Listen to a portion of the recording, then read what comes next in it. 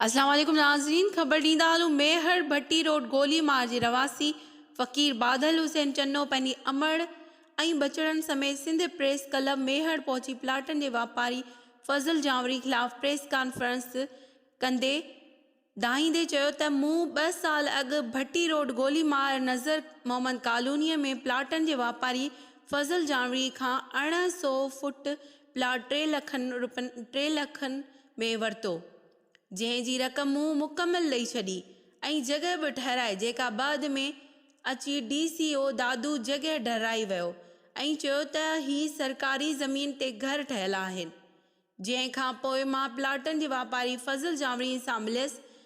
जंहिं चयो त तोखे रक़म भरे ॾींदसि। रोज़ जे दिलासनि में 1 साल गुज़री वियो, जंहिंखां पोइ फज़ल जावरी मूंखे 1 लख जो चेक ॾिनो, जेको बि जाली आहे ऐं चेक पास नथो थिए ऐं हाणे मूंसां फज़ल जावरी मिलण लाइ बि तयारु न आहे।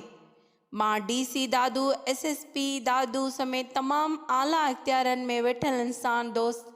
आफ़ीसरनि खे मदद जी अपील थो कयां त मूंसां थियल नाइंसाफ़ी जो नोटिस वठी करे प्लाटनि जे वापारी फज़ल जावरी ख़िलाफ़ कार्रवाई कई वञे